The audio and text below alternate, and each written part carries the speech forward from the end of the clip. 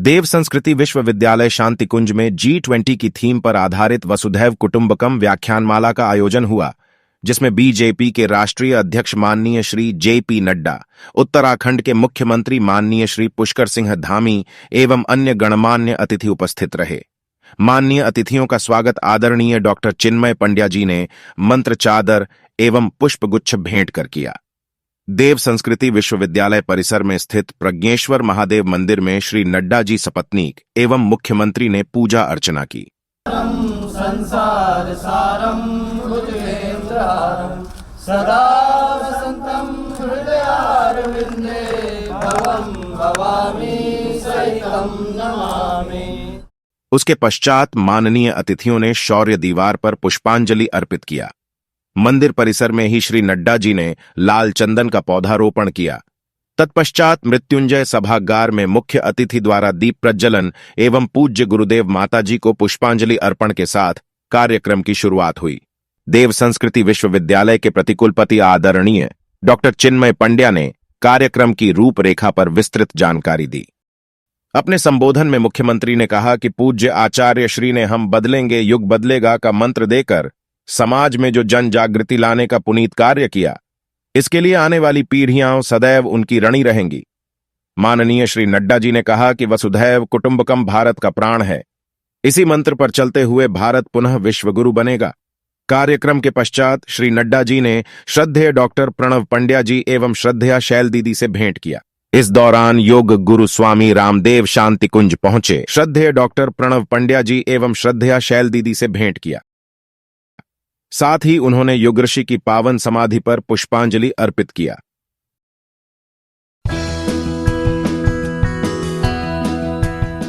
अपनी करतल ध्वनियों के माध्यम से अखिल विश्व गायत्री परिवार के केंद्र शांतिकुंज हरिद्वार देव संस्कृति विश्वविद्यालय में स्वागत करते हैं आदरणीय श्री जगत प्रकाश नड्डा जी का, आदरणीय श्री पुष्कर सिंह धामी जी का, आदरणीय डॉक्टर चिन्मय पांड्या जी का, श्री महेंद्र भट्ट जी का, श्री दुष्यंत गौतम जी का, श्रीमती रेखा वर्मा जी का, हमारे सभी विशिष्ट अतिथियों का जोरदार तालियों से अभिनंदन है, स्वागत है। देव मंच पर दीप प्रज्वलन कर आज के इस विशिष्ट क्रम का शुभारंभ होने जा रहा है। परम पूज्य गुरुदेव परम वंदनीय माता जी माँ गायत्री की प्रतिमा के सम्मुख दीप प्रज्वलन। ओम अग्नेय सुपथाराय अस्मान् विश्वानि देववयुनानि विद्वान् युयोधस्मज्जुराणमेनो भूयिष्ठां ते नमोक्तिं विधेम।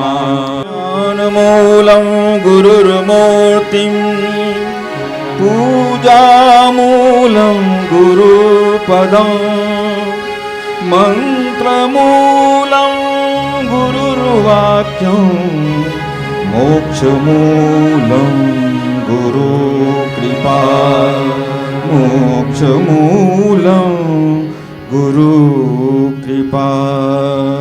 कुल गीत का गान होगा। सभी से निवेदन है कृपया अपने स्थान पर खड़े रहेंगे। देव संस्कृति विश्वविद्यालय के कुल गीत का गान हम सभी साथ साथ करने जा रहे हैं। कुल गीत प्रारंभ।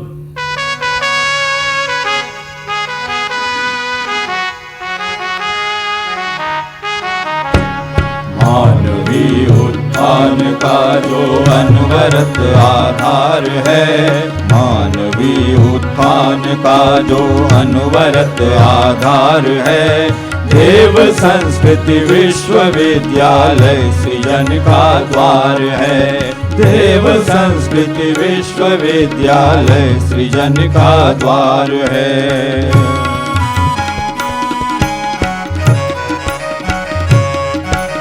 गोद गंगा की हिमालय की मिली छाया इसे, दिव्य वातावरण में पोषित मिली काया इसे। कुल पिता का है बरसता स्नेह संरक्षण यहाँ, कर्म की मिलती उन्हीं से प्रेरणा हर क्षण यहाँ, कर्म की मिलती उन्हीं से प्रेरणा हर क्षण यहाँ। कुल जनन की दिव्य मृदु ममतामयी रसधार है, देव संस्कृति विश्वविद्यालय सृजन का द्वार है। देव संस्कृति विश्वविद्यालय सृजन का द्वार है।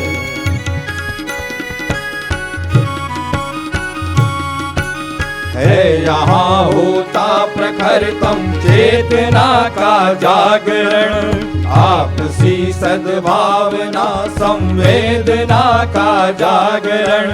यह महामानव बनाने की सुगढ़ टकसाल है, वास कर इसमें युवाओं की बदलती चाल है, वास कर इसमें युवाओं की बदलती चाल है। विश्व फिर लगता उन्हें अपना सगा परिवार है। देव संस्कृति विश्वविद्यालय सृजन का द्वार है। देव संस्कृति विश्वविद्यालय सृजन का द्वार है। मानवीय उत्थान का जो अनवरत आधार है, मानवीय उत्थान का जो अनवरत आधार है। देव संस्कृति विश्वविद्यालय सृजन का द्वार है। देव संस्कृति विश्वविद्यालय सृजन का द्वार है। देव संस्कृति विश्वविद्यालय सृजन का द्वार है। धन्यवाद। सभी से निवेदन है कृपया अपना स्थान ग्रहण कर लें। देव संस्कृति विश्वविद्यालय व्याख्यान माला के क्रम में वसुधैव कुटुंबकम, एक पृथ्वी एक परिवार एक भविष्य, वह थीम जो G20 नेशंस को भारत ने दी है और इस वर्ष में इस थीम का उद्घोष पूरे विश्व में हो रहा है। कार्यक्रम के अगले क्रम में इस कार्यक्रम की रूपरेखा से हम सभी को अवगत कराने के लिए एक ऐसे व्यक्तित्व जिनकी मनोभावनाएं सदैव से गुरुदेव के चरणों में समर्पित रही हैं, जिनके शिराओं में युग ऋषि का रक्त, उनकी प्रेरणाएं सदैव घुलती हैं, जो World Health Organization, United Nation Security Council, United Nations Organization जैसी वैश्विक संस्थाओं में भारत को प्रतिनिधित्व दे रहे हैं। कल्चरल एम्बेसडर के रूप में देव संस्कृति विश्वविद्यालय शांतिकुंज हरिद्वार के 5000 से ज़्यादा वैश्विक केंद्रों में 70 से ज़्यादा देशों से विस्तार में गुरुदेव के विचारों को ले जा रहे हैं। देव संस्कृति विश्वविद्यालय के प्रतिकुलपति महोदय परम आदरणीय डॉक्टर चिन्मय पांड्या जी से निवेदन कि वे कृपया इस कार्यक्रम की रूपरेखा से हम सभी को अवगत कराएं। डॉक्टर चिन्मय पांड्या जी। मित्रों, परम पूज्य गुरुदेव परम वंदनीय माता जी की दिव्य उपस्थिति को साक्षी मानते हुए माँ गायत्री के पावन मंत्र के साथ मैं अपनी बात को आरंभ करना चाहता हूँ। माँ गायत्री का ये पावन मंत्र हम में से हर व्यक्ति जो यहाँ गुरुदेव के शिष्य और साधक के रूप में विद्यमान है, वो परिचित है कि वो भारतीय अध्यात्म के शिखर के रूप में अवतरित हुआ मंत्र है। यदि आज की अवधारणा की दृष्टि से देखें तो वो सही अर्थों में वसुधैव कुटुंबकम की शिक्षा को आत्मसात किया हुआ मंत्र है। गुरुदेव ने वसुधैव कुटुंबकम को विश्व के नवनिर्माण का आधार माना और ये कहा कि 4 सूत्रों की आवश्यकता है: एकता, समता, शुचिता, ममता। उसमें से एकता और समता समाज के निर्माण का आधार है, शुचिता और ममता व्यक्ति के निर्माण का आधार है। और जब हम लोग गायत्री का मंत्र बोलते हैं, धीमहि ब्रह्मावलोक धीष्णम मुदमाप देवः, वो जो धी है जिससे बुद्धि और धीमहि निकला, वो व्यक्ति के परिमार्जन का, परिष्कार का पथ प्रशस्त करता है। और जब बोलते हैं प्रचोदयात, प्रचोदन का अर्थ है उत्कृष्ट प्रेरणा। वो प्रेरणा जो व्यक्ति के जीवन को, समष्टि के जीवन को, समूह के जीवन को अच्छे उद्देश्य के लिए प्रशस्त करे और उन सारी संभावनाओं को साकार करने का मंत्र गायत्री का मंत्र है। एक बार स्थिर चित्त शांत मन के साथ उस शक्ति का आवाहन हम लोग करते हैं जो हमें सद्ज्ञान, सद्भाव, सद्कर्म, सत्प्रवृत्ति की ओर लेकर के चलती हैं। माँ गायत्री का पावन मंत्र साथ साथ ओम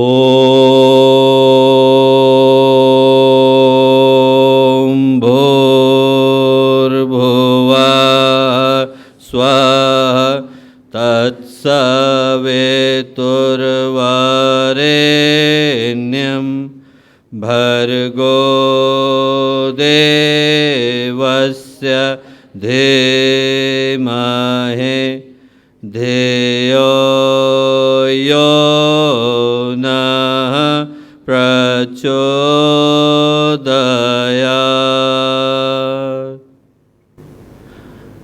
परम पूज्य गुरुदेव परमवंदनीय माता जी के दिव्य संरक्षण में आज का श्रावण की एकादशी का ये अत्यंत ही पावन पुनीत पर्व, पवित्र पर्व, जब हम लोग शांति कुंज हरिद्वार की देव संस्कृत विश्वविद्यालय की इस पावन भूमि पर उपस्थित हैं, एक ऐसी भूमि पर उपस्थित हैं जिसे गुरुदेव ने सत्युग की वापसी का केंद्र माना, महाकाल का घोंसला कह करके पुकारा, और जो करोड़ों भावनाशील गायत्री परिजनों की आस्था का, उनकी श्रद्धा का आधार और केंद्र है, उसको ध्यान में रखकर आज जो आधृत कार्यक्रम है जिसमें हजारों गायत्री परिवार के परिजन विभिन्न स्थानों से आए हैं, तो इस कार्यक्रम के मुख्य अतिथि के रूप में हम लोगों के मध्य उपस्थित एक ऐसे व्यक्तित्व जो ज्ञान, चिंतन, चेतना हर दृष्टि से शिखर पर विद्यमान है, गायत्री परिवार के अनन्य रहे माननीय राष्ट्रीय अध्यक्ष आदरणीय श्री नड्डा जी भाई साहब, यहाँ उपस्थित इस प्रदेश के बड़े ही लोकप्रिय मुख्यमंत्री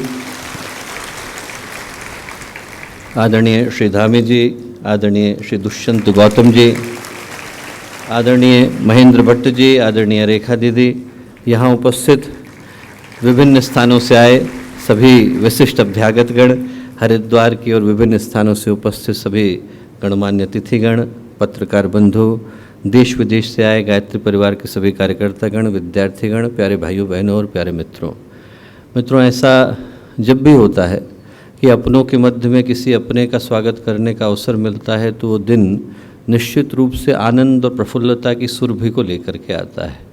और कुछ ऐसा ही सुमधुर सौभाग्य आज हर गायत्री परिजन अनुभव कर रहा है जब हम अपने मध्य में आदरणीय नड्डा जी भाई साहब को पाते हैं। न केवल इसलिए क्योंकि आदरणीय भाई साहब का, आदरणीय दीदी का एक बड़ा लंबा, गहरा और घनिष्ठ संबंध गायत्री परिवार के साथ रहा, बल्कि अनेकों को ये जानकर के बड़ा सुखद आश्चर्य होगा कि आदरणीय भाई साहब की पूज्य माता जी, पूज्य बुआ जी आज भी इस उम्र में भी प्रत्येक माह में 1000 अखंड ज्योतियों का वितरण स्वयं करते हैं। तो आप लोग महसूस कर सकते हैं कि वो संबंध कितना गहरा, पुराना और घनिष्ठ है, और शायद उसी पुण्य का प्रताप है कि आज हम उनको इतने महत्वपूर्ण पद को सुशोभित करते हो पाते हैं। तो आज का दिन एक बड़े ही गहरे सौभाग्य को लेकर के आया है।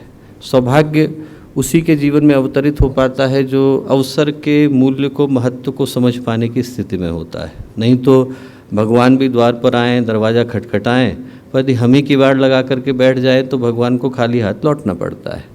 आज से 450 वर्ष पहले एक बड़ी अद्भुत घटना महाराष्ट्र की भूमि पर घटी। 12 साल का बालक था, नाम था नारायण।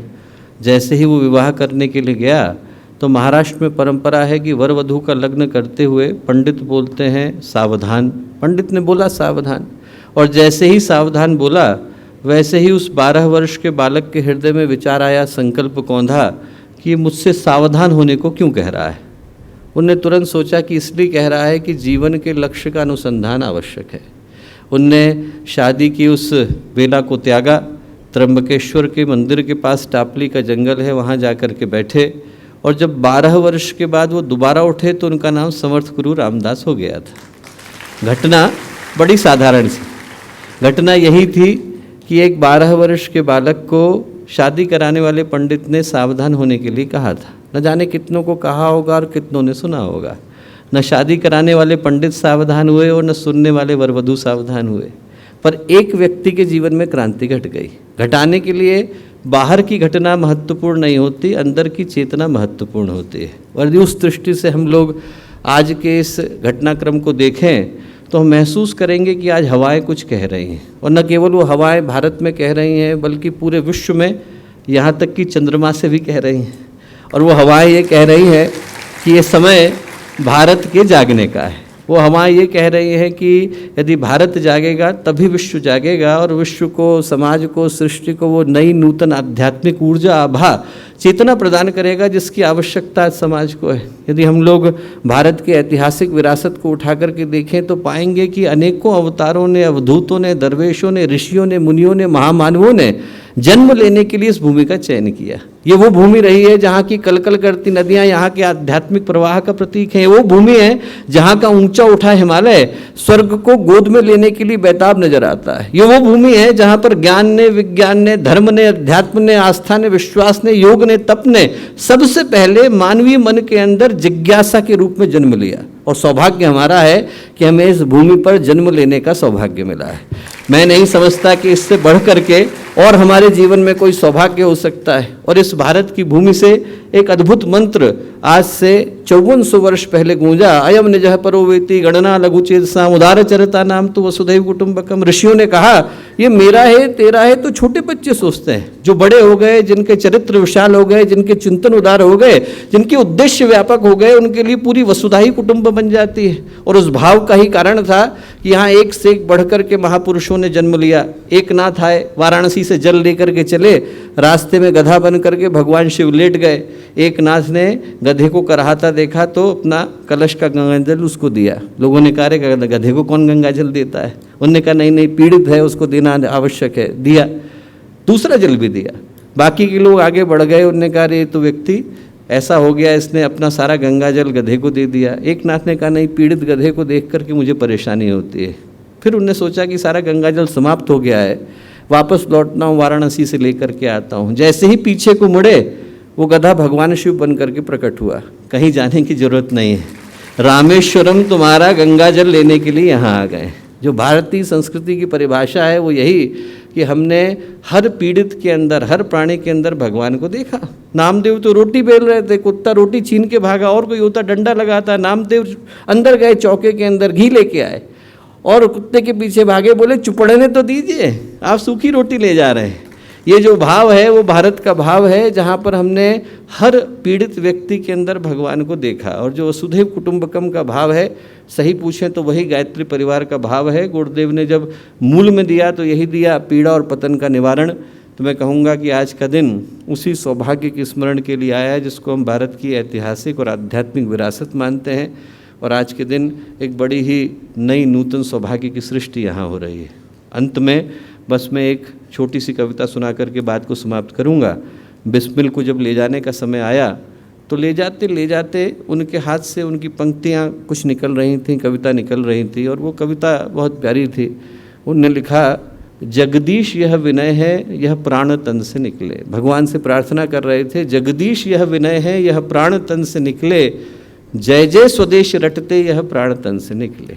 ये प्रार्थना थी कि स्वदेश के लिए जीवन जाए। जगदीश यह विनय है, यह प्राण तन से निकले, जय जय स्वदेश रटते यह प्राण तन से निकले। भारत वसुंधरा पर, सुख शांति संयुता पर, शुचिशस्य श्यामला पर यह प्राण तन से निकले। भारत का चित्रपट हो, युग नेत्र के निकट हो, माँ जाह्नवी का तट हो, तब प्राण तन से निकले। एक ही प्रार्थना थी कि इस देश के लिए हम लोग कुछ कर सकें। तो मैं कहूँगा कि आज का दिन यही याद दिलाता आया कि हम रहें न रहें, देश रहने वाला है, संस्कृति रहने वाली है। उसके लिए यदि हम लोग कुछ करके जाते हैं तो हमारा आना, जन्म लेना सार्थक हो पाता है। सभी को बहुत सारी शुभकामनाएं, सभी को बहुत सारी मंगल।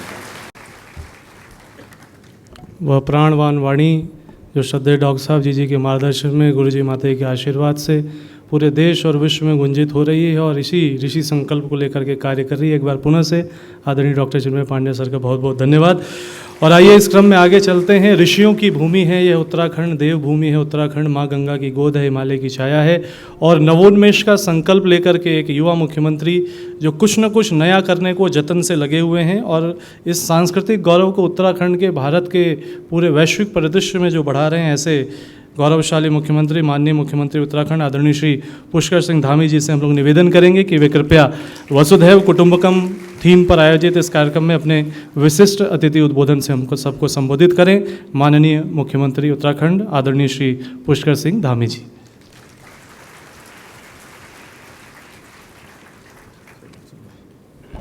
भारत माता की, भारत माता की, गायत्री माता की, गायत्री माता की।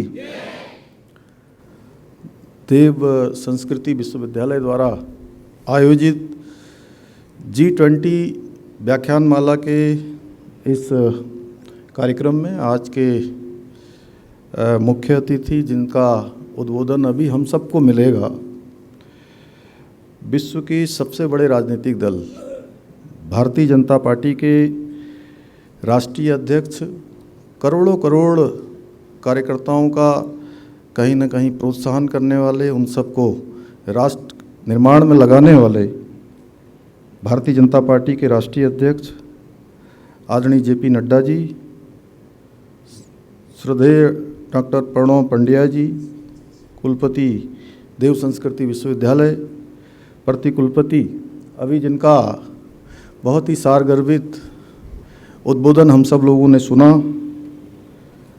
आदरणीय चिन्मय पंड्या जी, मंच पर उपस्थित भारतीय जनता पार्टी के राष्ट्रीय महामंत्री, उत्तराखंड के प्रभारी आदरणीय दुष्यंत गौतम जी, भारतीय जनता पार्टी के प्रदेश अध्यक्ष आदरणीय महेंद्र भट्ट जी, भारतीय जनता पार्टी के राष्ट्रीय उपाध्यक्ष और उत्तराखंड की सह प्रभारी लोकसभा की सांसद आदरणीय रेखा वर्मा जी, हमारे इस सभागार में उपस्थित आदरणीय दीदी मल्लिका नड्डा जी, जो लगातार आदरणीय अध्यक्ष जी के साथ हर कदम पर उनका साथ निभाने वाली, हमारे हरिद्वार लोकसभा क्षेत्र के लोकप्रिय सांसद, भारत सरकार के पूर्व मंत्री, उत्तराखंड सरकार के पूर्व मुख्यमंत्री आदरणीय रमेश पोखरियाल निशंक जी, हमारे संगठन मंत्री आदरणीय अजय जी, यहाँ के लोकप्रिय विधायक और बहुत वरिष्ठ नेता आदरणीय मदन कौशिक जी, हमारे पूर्व मंत्री स्वामी यतीश्वरानंद जी और भारतीय जनता पार्टी के जिलाध्यक्ष भाई संदीप जी, पूर्व विधायक संजय गुप्ता जी, हमारे रुड़की क्षेत्र के लोकप्रिय विधायक भाई प्रदीप बत्रा जी, हमारी वरिष्ठ नेता और राज्यसभा की सांसद आदरणीय कल्पना जी, प्रभारी के नाते श्री शैलेंद्र जी, एवं उपस्थित हमारे सभी वरिष्ठ पदाधिकारीगण, आए हुए सभी जनप्रतिनिधिगण और इस कार्यक्रम में उपस्थित हमारे सभी प्राचार्यगण, प्राध्यापकगण और देश व प्रदेश के उज्जवल भविष्य के प्रतिरूप छात्र छात्राएं, और अभी चिन्मय जी ने बताया कि हजारों लोग जो आज के इस कार्यक्रम से जुड़े हुए हैं, ऐसे सभी विद्वानगण, छात्र छात्राएं, सभी को मैं प्रणाम करता हूं और सर्वप्रथम वेद माता गायत्री के चरणों में शीश नवाकर उनका वंदन करता हूं। साथ ही माँ गायत्री के सिद्ध साधक, विचार क्रांति अभियान के सूत्रधार, वेद मूर्ति तपोनिष्ठ पंडित श्री राम आचार्य जी को भी नमन करता हूं, जिनके द्वारा रोपित बीज आज बट वृक्ष का आकार ले चुका है और विश्व के असंख्य लोगों को ज्ञान और संस्कार की छाया दे रहा है। ये मेरा सौभाग्य है कि मुझे आज उनकी इस पावन धरा और परम वैभवशाली मंदिर में आदरणीय अध्यक्ष जी के साथ इस कार्यक्रम में सम्मिलित होने का सौभाग्य प्राप्त हो रहा है। भाइयों बहनों, मैं एक बात कहना चाहता हूं कि राजनीति में ऐसे बहुत कम नेता हुए हैं जिनका सम्मान पक्ष और विपक्ष दोनों करते हैं, और हमारे मंच पर आज जिनका उद्बोधन हमारे सामने होना है, भारतीय राजनीति के अजातशत्रु नेता और मेरे अभिभावक राष्ट्रीय अध्यक्ष हमारे जेपी नड्डा जी का, मैं उत्तराखंड की इस देवभूमि में, आज देव संस्कृति विश्वविद्यालय में और उससे पहले और भी अनेकों कार्यक्रमों में आज आपने भाग लिया है, मैं आप सबकी तरफ से और उत्तराखंड वासियों की तरफ से उनका हार्दिक स्वागत एवं अभिनंदन करता हूं। हम सभी का ये सौभाग्य है कि आज G20 की इस विशेष व्याख्यानमाला के अवसर पर हम सभी को आदरणीय जेपी नड्डा जी का मार्गदर्शन प्राप्त होगा, और निश्चित रूप से मैं कह सकता हूं कि आपका मार्गदर्शन हम सभी के लिए ऊर्जादायी होगा, ऊर्जा प्रदान करने वाला होगा। भाइयों बहनों, इतिहास में बिरले ही ऐसे लोग हुए हैं जिन्होंने अपने विचारों से करोड़ों लोगों के जीवन को परिवर्तित करने का काम किया है, और मैं कह सकता हूँ पूजनीय पंडित श्री राम शर्मा आचार्य जी ऐसी ही एक विभूति थे जिनका समूचा जीवन भारत के सामाजिक पुनरुत्थान के लिए समर्पित रहा है, हम बदलेंगे युग बदले का मंत्र देकर उन्होंने समाज में जो जन जागृति लाने का पुनीत कार्य किया है, उनको आने वाले समय में कई पीढ़ियां उनको हमेशा उनका स्मरण करेगी, उनकी ऋणी रहेगी।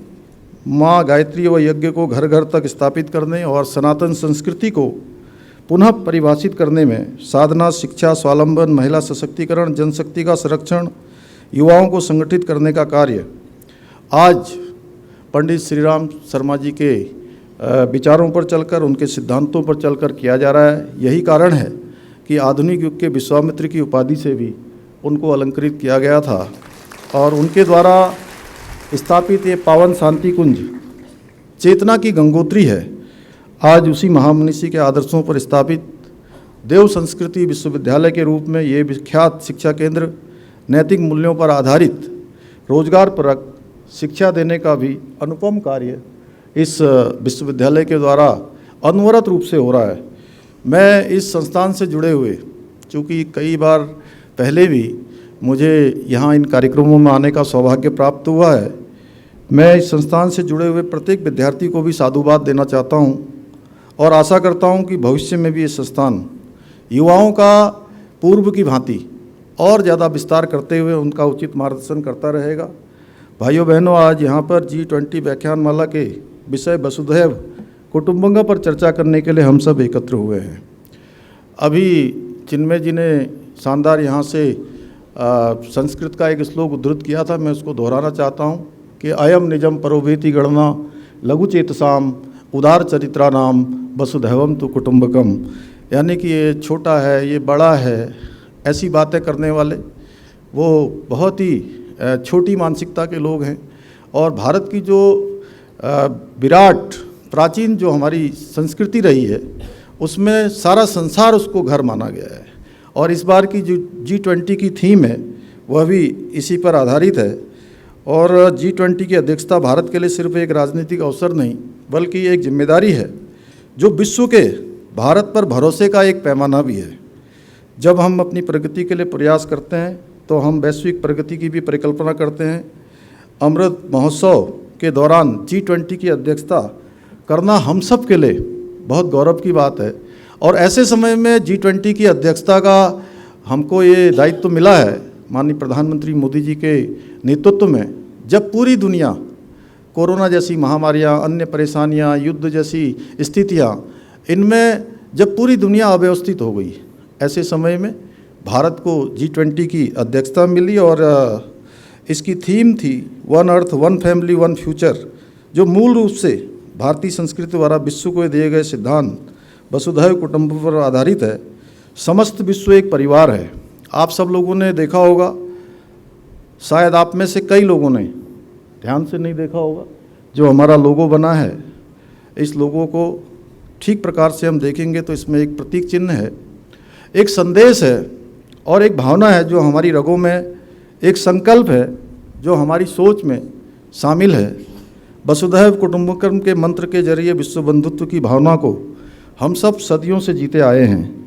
भारतीय प्राचीन संस्कृति का यह विचार इस लोगो और थीम पर प्रतिबिंबित है। भाइयों बहनों, इस लोगो में जहाँ कमल का फूल है, भारत की पौराणिक धरोहर, हमारी आस्था, हमारी बौद्धिकता को ये चित्रित और प्रदर्शित दोनों ही कर रहा है। यह लोगो और थीम निश्चित रूप से G20 का उद्देश्य विविधता का सम्मान करते हुए संपूर्ण दुनिया को एक प्लेटफॉर्म पर लाना है, एक जगह पर लाना है और आज विश्व में भारत को जानने, भारत को समझने की अभूतपूर्व जिज्ञासा है। पहले भी इस प्रकार के आयोजन देश में होते रहे हैं, लेकिन पहली बार हुआ कि भारत के 60 से भी अधिक शहरों में 200 से भी ज़्यादा ये G20 के कार्यक्रम आयोजित किए गए और मैं तो आदरणीय प्रधानमंत्री जी का धन्यवाद करना चाहता हूँ उत्तराखंड की देवतुल्य जनता की तरफ से, सभी उत्तराखंड वासियों की तरफ से, कि हमारे छोटे राज्य को भी एक G20 का कार्यक्रम नहीं, 2 नहीं, बल्कि 3 कार्यक्रम हमको राज्य के अंदर आयोजित करने का अवसर दिया उन्होंने और तीनों ही बैठकों को सकुशल संपन्न कराने के साथ ही देवभूमि ने अतिथि देव भव का संदेश भी दिया गया और पूरे उत्तराखंड को दुनिया भर से आए हुए जितने भी हमारे प्रतिनिधि थे उन्होंने नज़दीक से जाना। यहाँ पर मातृशक्ति के द्वारा जो अनेकों मातृशक्ति सशक्तिकरण के क्षेत्र में किए गए कार्य हैं, इसके अलावा हमारे यहाँ की जो सांस्कृतिक धरोहर है उन सभी से वो परिचित हुए। जहाँ पहली बैठक हमारी रामनगर में हुई और दूसरी और तीसरी बैठक माँ गंगा के तट पर ऋषिकेश नरेंद्र नगर में आयोजित हुई। तीनों ही बैठकों में भाग लेना और जो डेलीगेट्स से उन सभी से मिलना बहुत ही अविस्मरणीय था। इन बैठकों में हमने ये जाना कि आज हमारे आदरणीय प्रधानमंत्री मोदी जी के डायनेमिक लीडरशिप में आज भारत एक मजबूत अर्थव्यवस्था, नॉलेज बेस्ड इकोनॉमी, समृद्ध लोकतंत्र, वैश्विक मंच पर शांति दूत तथा मानवता के प्रयासों में अग्रदूत के रूप में स्थापित हो रहा है। भारत के प्रति लोगों की श्रद्धा बढ़ रही है। इन तीनों ही बैठकों में मैं आप सबके सामने, चूँकि मुझे कम बोलना था, आदरणीय अध्यक्ष जी को बोलना है और हम सब लोग उन्हीं को सुनने के लिए आए हैं, लेकिन चिन्मया जी ने मुझे कहा कि इतने हजारों छात्र जुड़े हैं, आप थोड़ा ज़रूर ज़्यादा बात रखें अपनी यहाँ पर। तो मैं बताना चाहता हूँ कि इन तीनों बैठकों में बहुत कुछ सीखने को मुझे भी मिला। जहाँ जो पहली बैठक हमारी रामनगर में आयोजित हुई थी उसमें विश्व के महान वैज्ञानिकों से, जो PSA लेवल के लोग थे, उन सभी से मिलने का अवसर मिला। वहीं इंफ्रास्ट्रक्चर वर्किंग ग्रुप की बैठक में अन्य विषयों के अलावा हमने जाना कि किस प्रकार से जापान के अंदर जो भूकंप रोधी भवन बनाने की ऐसी तकनीकी का विकास किया गया है जो आपदा के समय में जापान के लोगों को मकानों को सुरक्षित रखती है। और यह तकनीकी जहां भारत के लिए वहीं उत्तराखंड के लिए विशेष रूप से हमारे लिए बहुत ही महत्व रखती है, क्योंकि हमको प्रत्येक वर्ष आपदाओं के रूप में किसी न किसी रूप में आपदाओं का सामना करना पड़ता है। आप सब देख रहे होंगे इस बार भी जिस प्रकार से आपदा में उत्तराखंड के अंदर अनेकों जन हानि हुई है, पशु हानि हुई है, ज़मीनों का नुकसान हुआ है, किसानों का नुकसान हुआ है। यहीं हरिद्वार में हमारे यहाँ 21,000 हेक्टेयर से भी ज़्यादा कृषि योग्य भूमि, गन्ने की भूमि खराब हो गई है। पुलों का नुकसान हुआ है, सड़कों का नुकसान हुआ है, अनेकों भवन जो है इस आपदा की भेंट चढ़ गए हैं। तो निश्चित रूप से यह तकनीकी हमारे लिए बहुत काम आने वाली है। और इन सब बैठकों में उन सभी वैज्ञानिकों से बात करने के बाद एक नया अनुभव हुआ।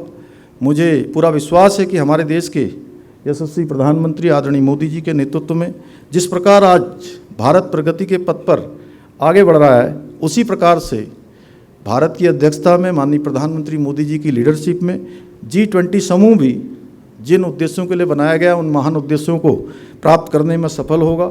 मुझे पूरा विश्वास है कि भारत में आयोजित G सम्मेलनों की बैठक में जो अनुभव तथा विचार साझे किए गए हैं वो समस्त वैश्विक मानवता के कल्याण, विकास और समृद्धि के मार्ग को प्रशस्त करेंगे और वसुधैव कुटुंबम की भावना को और मजबूत करने का काम इस बैठक के माध्यम से होगा। अंत में मैं हमारे आज के मुख्य अतिथि और हमारे मार्गदर्शक आदरणीय JP नड्डा जी का देवभूमि आगमन पर उनका स्वागत करता हूं, अभिनंदन करता हूं तथा देव संस्कृति विश्वविद्यालय परिवार को G20 की इस व्याख्यानमाला को आयोजित करने के लिए उनको साधुवाद देता हूं और अपनी बात को समाप्त करता हूं। धन्यवाद।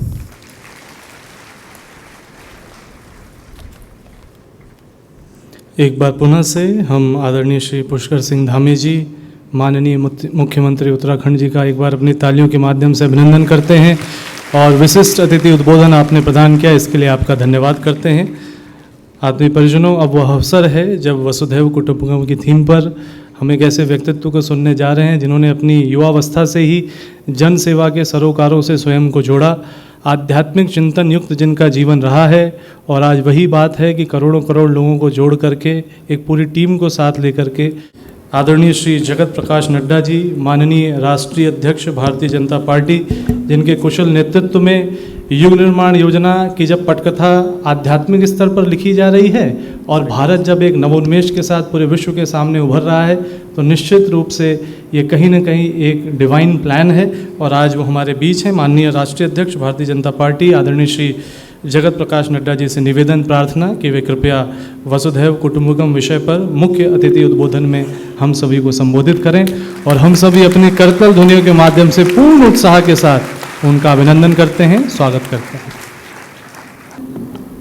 व्याख्यान माला के कार्यक्रम में मंच पर उपस्थित हमारे उत्तराखंड के बहुत ही यशस्वी मुख्यमंत्री सम्माननीय पुष्कर सिंह धामी जी, हमारे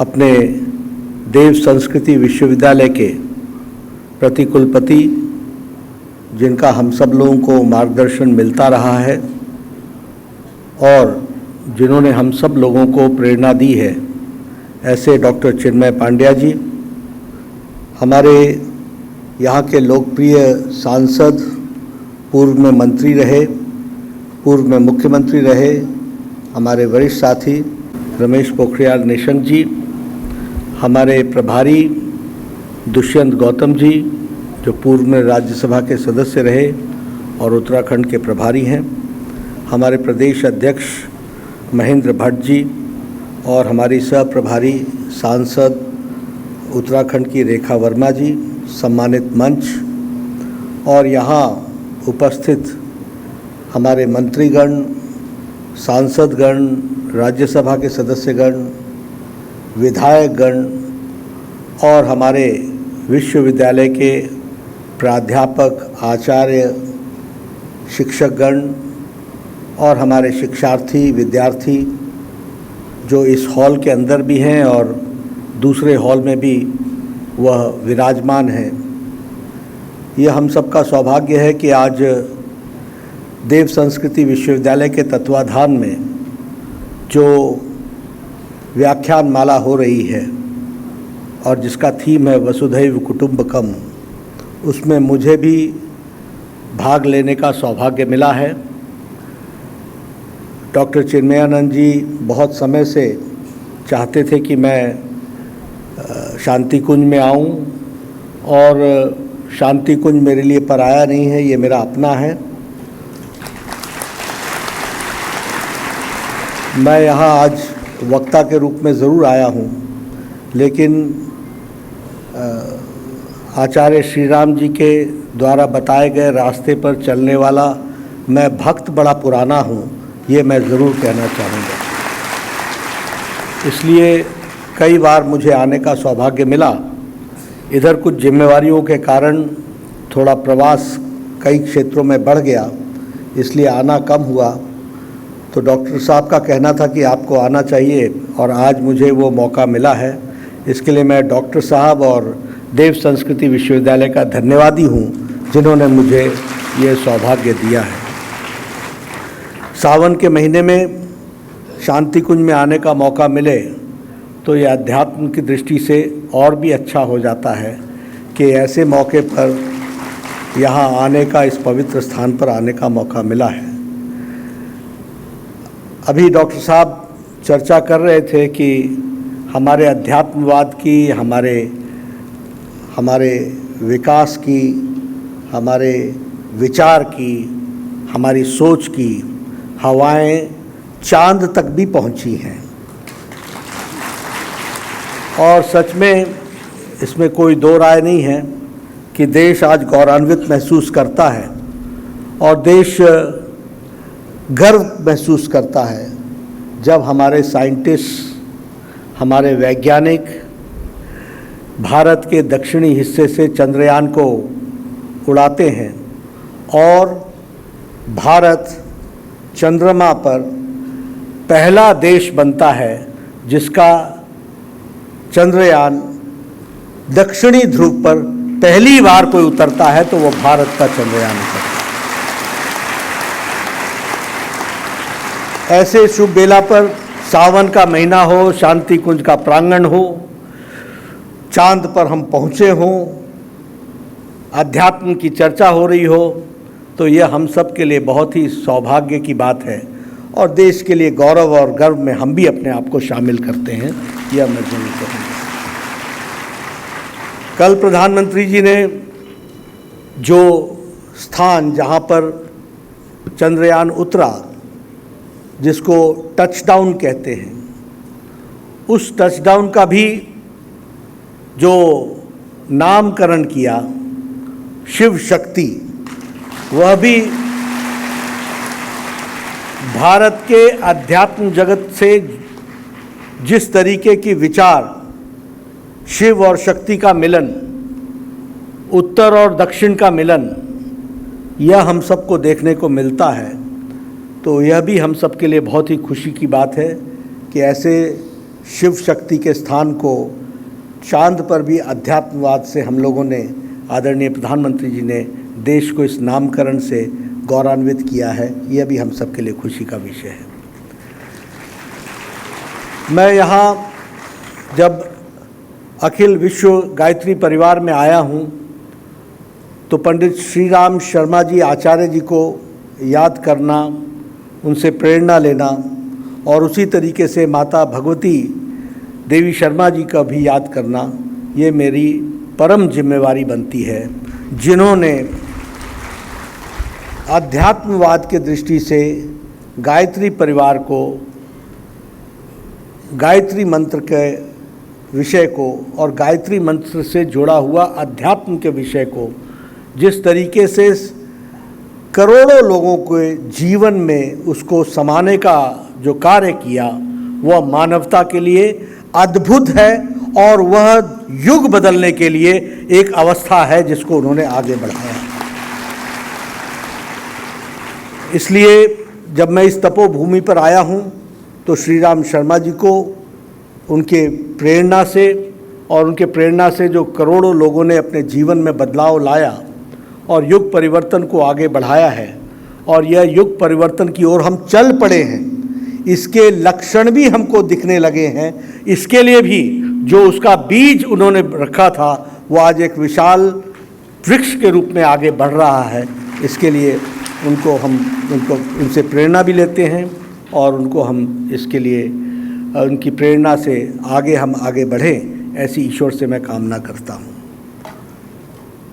हमारे देव संस्कृति विश्वविद्यालय में बहुत से ऐसी फैकल्टीज़ हैं जिसमें काम हो रहा है और अध्यात्मवाद के तरीके को साइंटिफिक तरीके से, वैज्ञानिक तरीके से उनकी उपयोगिता, उनका रेलेवेंस, उनको किस तरीके से आगे बढ़ाना है, उसका जीवन में अर्थ क्या है, ये सारी चीज़ों को देव संस्कृति विश्वविद्यालय में हमारे विद्यार्थियों को, शिक्षार्थियों को और शिक्षकों के द्वारा जो रिसर्च, जो उसमें गहन अध्ययन चल रहा है, वह भी मानवता को आगे ले जाने में बहुत उपयोगी काम करेगा, ऐसा मेरा विश्वास है।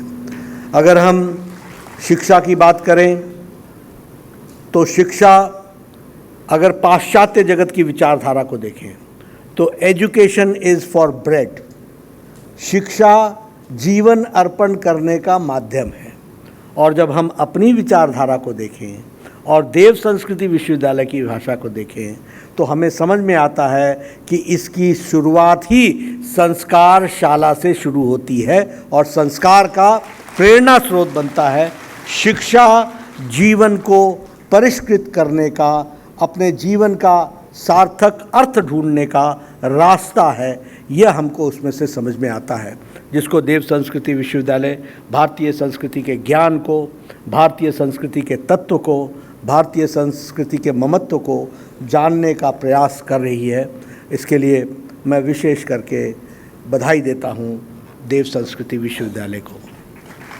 अगर हम स्वास्थ्य की बात करें तो मैं आप सबसे इसके बारे में भी चर्चा करते हुए आपके ध्यान में लाना चाहता हूँ, क्योंकि मुझे 10 साल स्वास्थ्य मंत्री के रूप में भी काम करने का मौका मिला, प्रदेश में भी काम करने का मौका मिला, केंद्र में भी काम करने का मौका मिला। हमारी स्वास्थ्य की सोच भी बड़ी एकांगी रही, हमारी स्वास्थ्य की सोच भी बहुत ही सीमित रही और उसी को दुनिया ने हेल्थ मान लिया, उसी को दुनिया ने हेल्थ के दृष्टि से आगे बढ़ाने का काम किया। और वो क्या था? वो था क्यूरेटिव हेल्थ केयर। हमारे डॉक्टर, आपने सुना होगा, बड़े बड़े पढ़े लिखे डॉक्टर, उनसे बोलो परहेज़ क्या है, क्या परहेज़ करना? परहेज़ कुछ नहीं, खाओ सब कुछ, बस एंटीबायोटिक ले लो, और अगर ज़्यादा बीमारी है तो एंटीबायोटिक का इंजेक्शन ले लो। यानी अपने शरीर को खराब भी करो और फिर उसको बनाने का इंतजाम भी करो।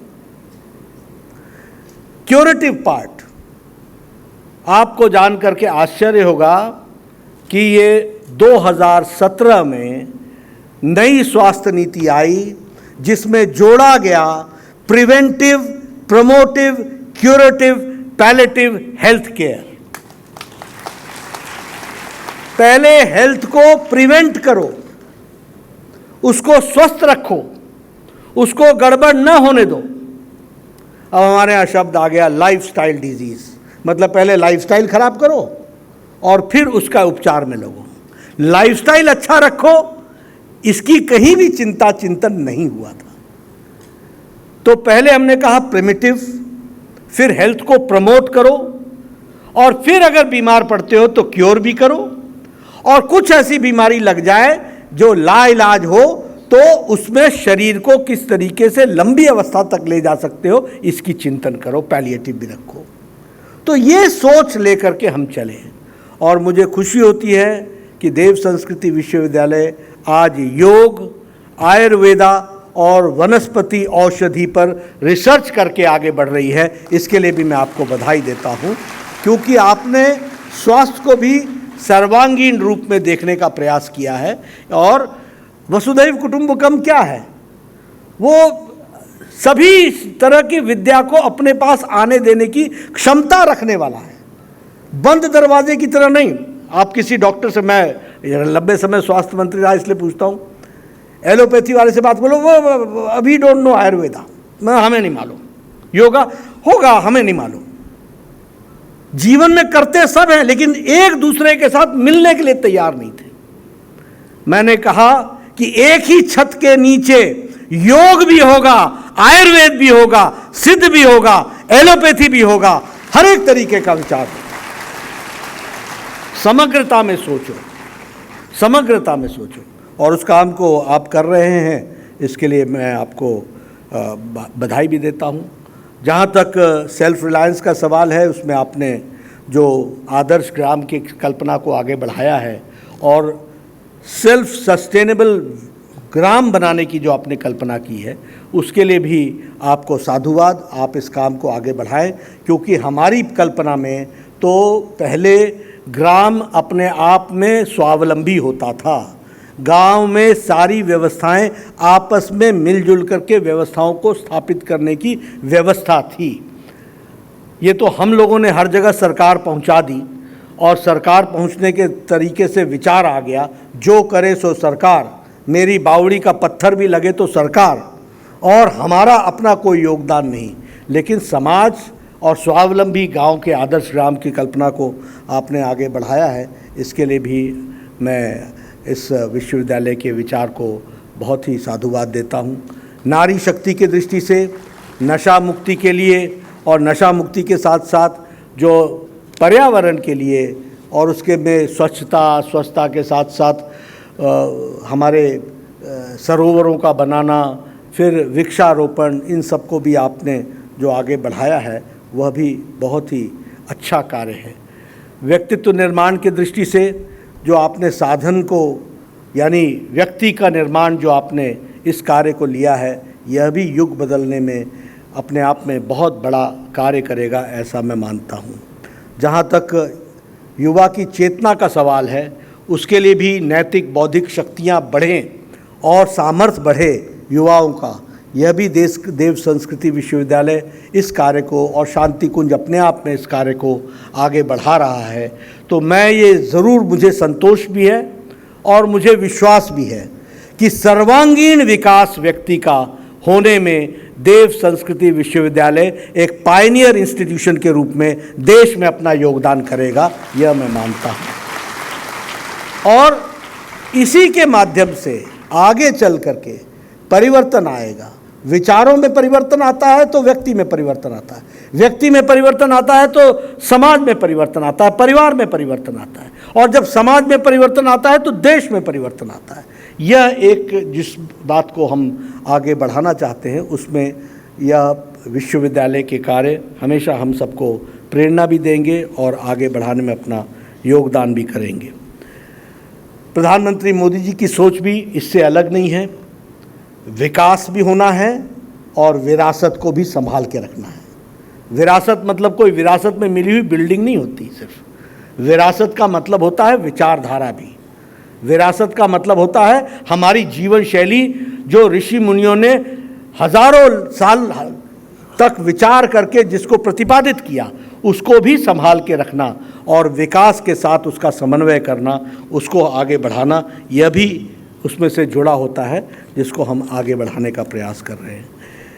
मैं जहाँ एक तरफ विश्वविद्यालय के द्वारा किए गए कार्यों के बारे में मैंने चर्चा की है, वहीं जहाँ तक वसुधैव कुटुंबकम का सवाल है और जो G20 का थीम भी है, अब ये भी अगर आप देखें तो भारत के विचार को G20 के माध्यम से आदरणीय प्रधानमंत्री जी ने वसुधैव कुटुंबकम के विचार को दुनिया के सामने रखने का प्रयास किया है। इसको भी हमको समझना चाहिए। और इसीलिए जब मैं ये कहता हूँ तो मेरे मन में जो विचार आते हैं वो आपके साथ मैं ज़रूर आत्मसात करना चाहता हूँ। जहाँ तक भारत की हमारी विचारधारा है, ऋषि मुनियों की विचारधारा है, लंबे समय तक जिसको हम लोगों ने, और जो साइंटिफिकली प्रूव भी हुआ है, वो है विचारधारा कि हम सबको समान दृष्टि से देखें, सबके बीच में समरसता होनी चाहिए और सबके बीच में समन्वय होना चाहिए। और समन्वय की दृष्टि से हम लोग ये मानकर चलते हैं कि जो हम हैं वो आप हैं, जो आप हैं वो हम हैं, जो ईश्वर का अंश हमारे में है वही अंश आप में है, और आपका और हमारा समन्वय तभी संभव है जब हम आपके साथ समरसता के साथ जीवन बिताने के लिए अपने आप को आगे बढ़ाएंगे, तो हम आगे बढ़ेंगे। इस तरीके का हम विचार रखते हैं। ये अब इसको हम कई शब्दों में, कई उदाहरणों से हम इसको स्थापित कर सकते हैं और इसी को लेकर के हम लोग आगे चले हैं, इसको हम आगे बढ़ाने का प्रयास किया है। लेकिन मैं किसी की बुराई नहीं करता हूं, पर जो वेस्टर्न पॉलिटिकल थॉट रहा, जो पाश्चात्य देश के सोचने का तरीका रहा, वो तरीका ये रहा कि मनुष्य सबसे सुप्रीम है and everything is made for by the God for the human being.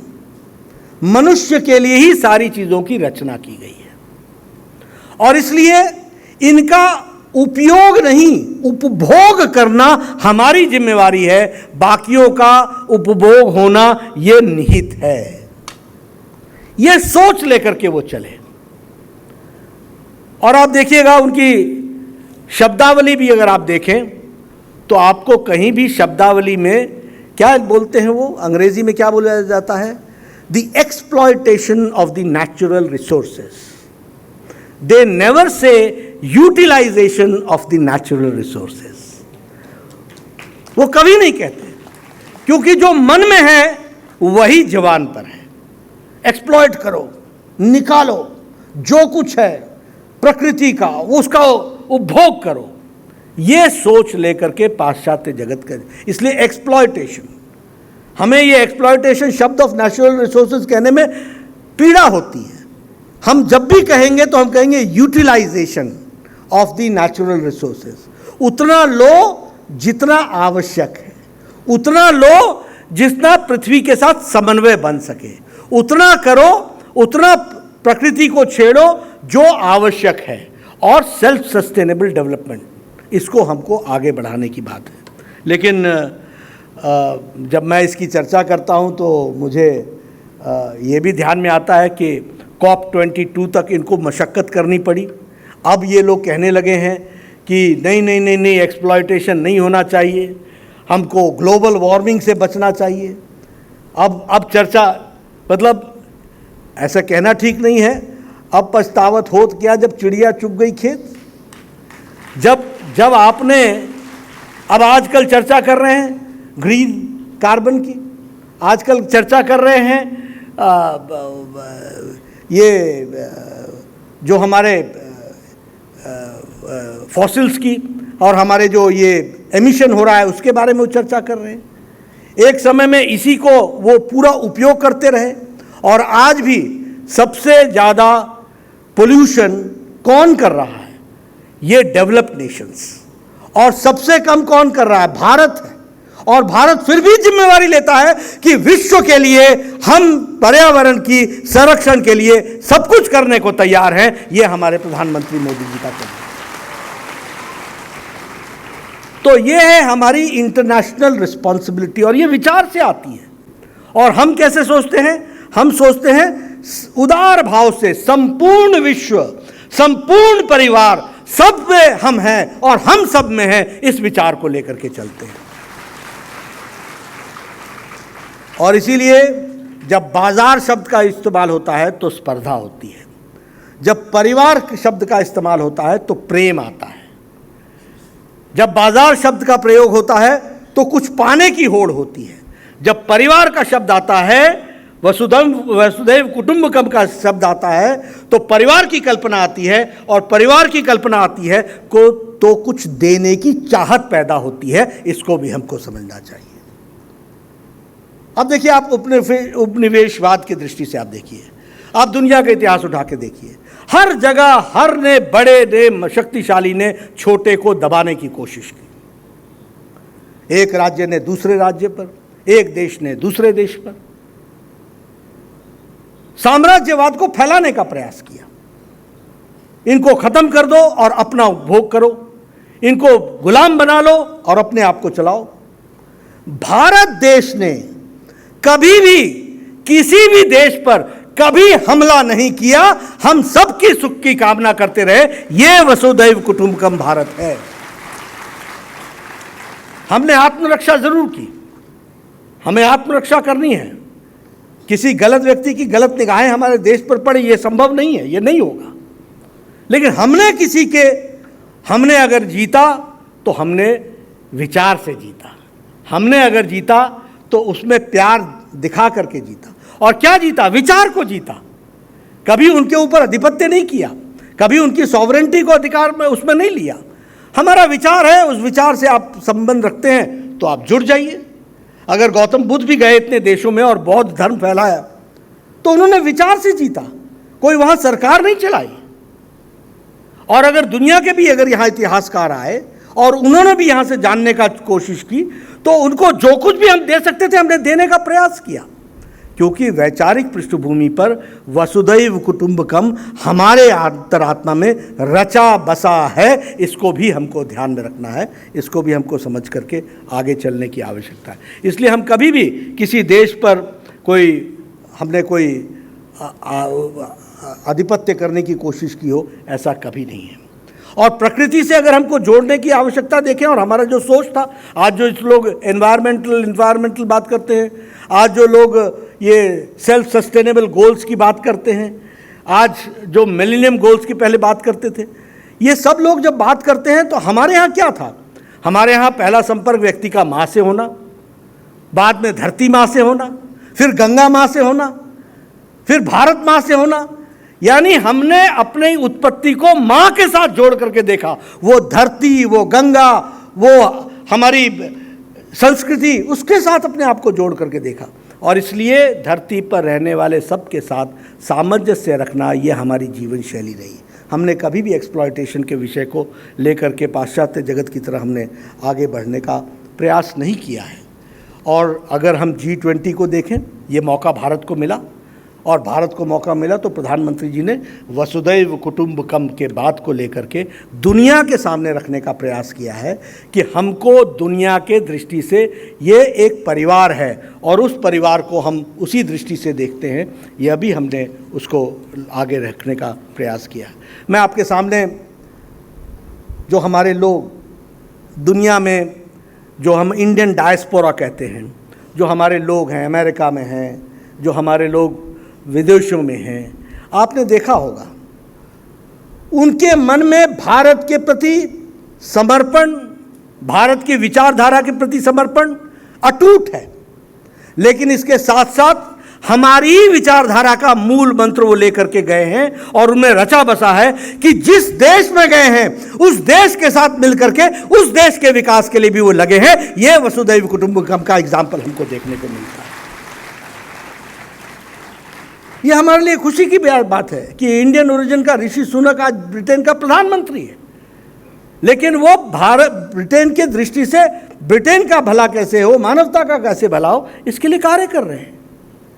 अगर अमेरिका के उपराष्ट्रपति मूल ओरिजिन इंडियन है तो वो अमेरिका की सेवा में लगी हुई हैं, और हमारे लिए फ़ख्र की बात है कि हम उनके माध्यम से हमारे विचार प्रतिपादित होते हैं, हमारे संस्कार प्रतिपादित होते हैं। इसको भी हमको समझना चाहिए, इसको भी हमको ध्यान में रखना चाहिए। यह हमारा विचार है। अब सॉफ्ट पावर की बात कर ले। प्रधानमंत्री मोदी जी अगर यूएनओ में गए तो उन्होंने नहीं कहा कि हमारा योगा हमारा योगा हमारा योगा। उन्होंने कहा योगा अंतर्राष्ट्रीय बनना चाहिए, अंतर्राष्ट्रीय वर्ष बनाना चाहिए, और योग ने उसको 77 देशों ने समर्थन दिया। आज अंतर्राष्ट्रीय योग दिवस हम सब लोग मना रहे हैं। आज योग दुनिया में पहुंचा। तो ये वसुधैव कुटुंबकम का एक उदाहरण हमको देखने को मिलता है। अब वर्ल्ड्स इंटरनेशनल मिलेट्स ईयर, मोटा अनाज मिलेट्स ईयर की जो हम बात करते हैं, ये भी प्रस्ताव प्रधानमंत्री जी ने रखा और इसको भी यूएन जनरल असेंबली ने असेंट दिया। अंतर्राष्ट्रीय मिलेट वर्ष मनाया जा रहा है, और यह अपने आप में किस तरीके से स्वास्थ्य के लिए योग कारक हो सकता है, सुधार कारक हो सकता है, इसका भी वह जीता जागता प्रमाण है। उसको भी हमको समझना चाहिए। और प्रधानमंत्री मोदी जी के द्वारा कहा जाना one earth, one family, one future और वसुधैव कुटुंबकम के अर्थ को समझाते हुए इस बात को कहना, यह अपने आप में हम भारत के नागरिक हैं, भारत की संप्रभुता के लिए लगे हैं, भारत मजबूत राष्ट्र बने, लेकिन हम और हमारी विचारधारा और हमारी सोच, हमारा जो कुछ भी हम लोगों ने पाया है वह दुनिया के लिए है। इस विचार के साथ हम आगे बढ़ने वाले हैं, इसको भी हमको समझना चाहिए। और उसी तरीके से अगर हमने एनवायरनमेंट के दृष्टि से प्रधानमंत्री जी ने कहा तो उन्होंने कहा वन सन, वन वर्ल्ड, वन ग्रिड, यानी सोच जो है वो अंतर्राष्ट्रीय दृष्टि से रखने का प्रयास किया है। मुझे लगता है कि वसुधैव कुटुंबकम यह हमारे जीवन में रचा बसा है, इसको हमको आगे बढ़ाना है। इसके माइन्यूट डिटेल्स को हमको और गहराई से अध्ययन करना चाहिए, और मैं चाहूँगा कि इसके बारे में भी वसुधैव कुटुंबकम के कारण मानवता में भारत की विचारधारा ने कैसे कैसे किन किन बातों में अपना योगदान किया है, इस पर भी रिसर्च होनी चाहिए, इसको भी आगे बढ़ाना चाहिए, ताकि दुनिया के सामने आए कि हमारी विचारधारा उपनिवेशवाद से के साथ नहीं है। उपनिवेशवाद की तरह हम किसी पर आधिपत्य नहीं जमाते, लेकिन हाँ, विचार को आगे बढ़ाने के लिए जो मानवता के लिए उपयोगी है उसको बढ़ाने में हम कभी भी मानवता के लिए करने में समर्पित रहते हैं, उससे पीछे नहीं हटते हैं। और हम सब लोग अपने जीवन में इस मंत्र के साथ आगे बढ़ेंगे तो मानवता का भला होगा, ऐसा मेरा मानना है। और देव संस्कृति विश्वविद्यालय इसको आगे बढ़ाएगी, ऐसा मेरा विश्वास है। बहुत बहुत धन्यवाद।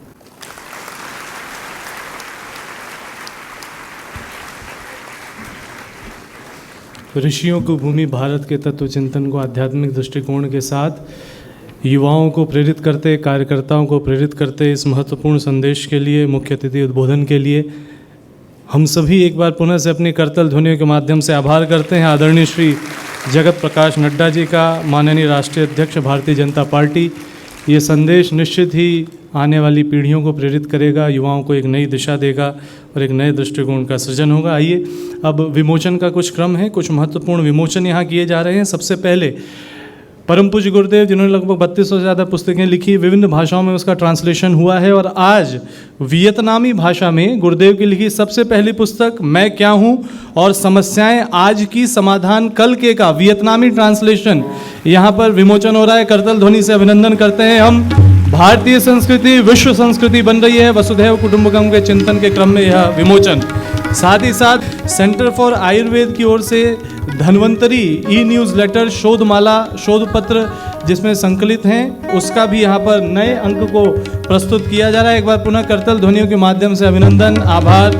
आयुर्वेद पे की जा रही शोध रिसर्च जन जन तक जा रही है। साथ ही साथ रेनेसा ई न्यूज़ लेटर जो कि सकारात्मक गतिविधियां देव संस्कृति विश्वविद्यालय के माध्यम से हो रही है, विद्यार्थियों की पहल है, और ये सकारात्मक पॉजिटिव एक्टिविटीज़ जो हो रही हैं उसको जन जन तक पहुंचाने के ई न्यूज़ लेटर का नया अंक देव संस्कृति विश्वविद्यालय में सेंटर फॉर यज्ञ रिसर्च, याज्ञवल्क सेंटर फॉर यज्ञ रिसर्च, जो कि यज्ञ पे निरंतर शोध कर रहा है, श्रद्धेय डॉक्टर साहब के माध्यम से 1978 से विशेष रूप से गुरुदेव के मार्गदर्शन में जो शोध चल रही है, इंटरडिसिप्लिनरी जर्नल ऑफ यज्ञ रिसर्च के एक नए अंक का भी यहाँ उद्घाटन हो रहा है। आइए अब यहाँ पर स्मृति चिन्ह भेंट का क्रम आरंभ हो रहा है। सर्वप्रथम हमारे आज के मुख्य अतिथि परमादरणीय श्री जगत प्रकाश नड्डा जी का, माननीय राष्ट्रीय अध्यक्ष भारतीय जनता पार्टी, यहाँ पर स्वागत सम्मान वसुधैव कुटुंबकम, गुरुदेव के वो विचार और उसका स्मृति चिन्ह उनको समर्पित किया जा रहा है। मेरे ख्याल से आप सबकी करतल ध्वनि, आप जहाँ से भी हैं, भाव आपके जुड़े, करोड़ों करोड़ गायत्री पर्जन, स्वावलंबन का चिंतन, जूट बैग, साथ ही साथ यहाँ पर हमारे आज के इस विशिष्ट अवसर पर माँ गायत्री, गंगा और गायत्री जहां मिलते हैं, ऐसा अद्भुत संयोग सुयोग मां गायत्री का ये पावन चित्र परम पूज्य गुरुदेव के हस्तलिखित गायत्री मंत्र है, जिसमें ऐसा ये दिव्य प्रतीक चिन्ह आपको प्रदान किया जा रहा है। और ये स्मृति चिन्ह जो आपको युवाओं को गढ़ने की टकसाल, जिसके संदर्भ में आपने भाव व्यक्त किए, वो प्रस्तुत किए। हम स्वागत अभिनंदन कर रहे हैं देव मंच पर, यहाँ पर देव स्थापना का चित्र प्रदान करके माननीय मुख्यमंत्री आदरणीय श्री पुष्कर सिंह धामी जी का हम स्वागत अभिनंदन कर रहे हैं। आज के इस क्रम में आदरणीय श्री रमेश पोखरियाल निशंक जी का, पूर्व मुख्यमंत्री, वर्तमान सांसद और भारतीय केंद्रीय पूर्व मंत्री रह चुके हैं, हम अभिनंदन कर रहे हैं। श्री महेंद्र भट्ट जी का, प्रदेश अध्यक्ष भारतीय जनता पार्टी। श्री दुष्यंत गौतम जी, प्रदेश प्रभारी भारतीय जनता पार्टी। श्रीमती रेखा वर्मा जी, प्रदेश सह प्रभारी भारतीय जनता पार्टी। अपनी करतल ध्वनियों के माध्यम से वसुधैव कुटुंबकम, ये उद्घोष, ये नई प्रेरणा, ये नई भावना जन जन के बीच में आज से घर घर यज्ञ, घर घर संस्कार, घर गंगा, घर घर हरिद्वार का तत्व चिंतन लेकर के ये देव स्थापना का चित्र जहाँ भी स्थापित होता है, परम पूज्य गुरुदेव परमवंदनीय माता जी का आशीर्वाद, कृपा, दृष्टि सदैव वहाँ बरसती है। आइए हम सभी एक बार संवेद स्वर से जोरदार तालियों से फिर से अभिनंदन करते हैं हमारे अतिथियों का। शांति पाठ।